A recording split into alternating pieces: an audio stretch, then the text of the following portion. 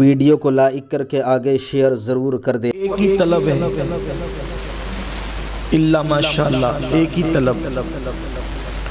پیسہ کتنا آئے گا، کہاں سے آئے گا؟ مال چاہیے، مال مال اور مال۔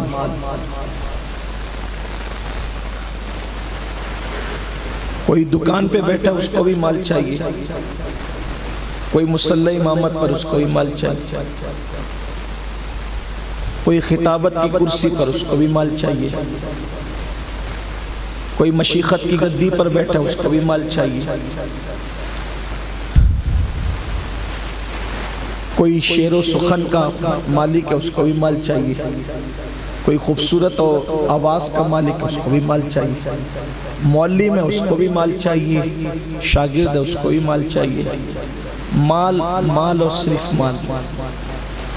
چند نفوس ایسے ہیں، یہ بھی حسن ظن ہے، صرف چند نفوس جن کے دلوں میں مال کی محبت نہ ہو۔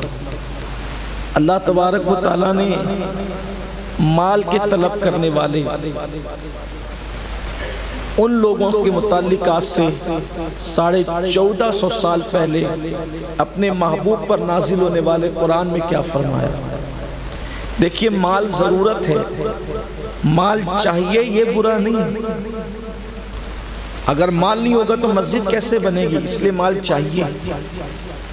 مال نہیں ہوگا تو کھانا پینا کیسے ہوگا؟ اس لیے مال چاہیے۔ مال نہیں ہوگا تو حج عمرہ کیسے ہوگا؟ مال چاہیے۔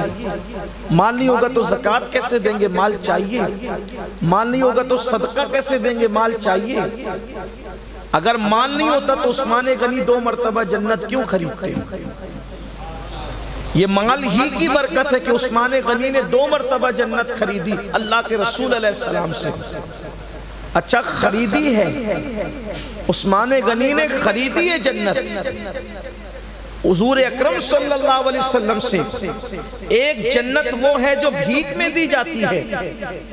حضور علیہ السلام کو اللہ نے یہ بھی اختیار دیا کہ جسے چاہیں بھیک میں دے دیں، جسے چاہیں عطا کر دیں، اور جسے چاہیں بیچ دیں۔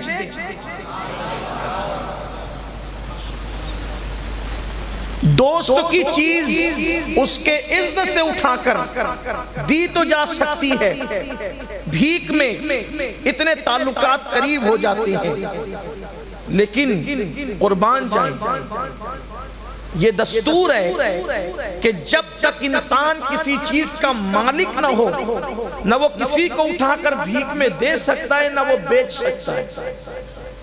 مثال کے طور پر اتنی نازک سی بات ہے کہ اگر کسی نے مجھے دعوت دی کہ آپ کو کھانے کے لیے آنا ہے، تو مجھے اس کا اختیار نہیں کہ میں کسی دوسرے کو کہوں کہ تم بھی چلو میرے ساتھ دعوت میں، بلکہ اگر وہ آ جائے جو مدعو نہیں ہے، جسے دعوت میں مدعو نہیں کیا گیا ہے، اور میں کھانا کھا رہا ہوں، تو اس وقت اخلاقاً بھی مجھے اجازت نہیں ہے کہ جو مدعو نہیں ہے میں اس کو دسترخوان پر بلا کر یہ کہوں کہ چلو آؤ کھانا کھا لو۔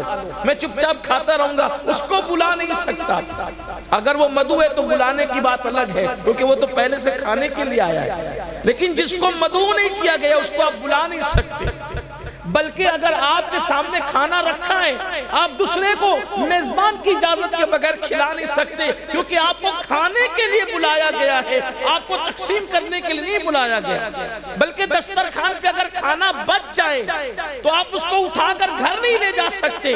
کیوں؟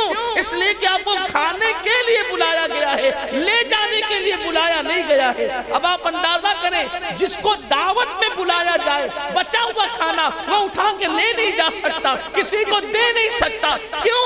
اس لیے کہ مہمان ہے، مالک نہیں ہے۔ مصطفیٰ جان رحمت نے بھیک میں بھی جنت دی اور بیچ کر بھی بتایا کہ اللہ نے مجھے مالک بنایا ہے کہ میں بھیک میں بھی دے سکتا ہوں اور بیچ بھی سکتا ہوں۔ اسی لیے تو مرشدی کہتے ہیں جہاں پانی عطا کر دے، بھری جنت ہبا کر دے، نبی مختار کل ہے جس کو جو چاہے عطا کر دے۔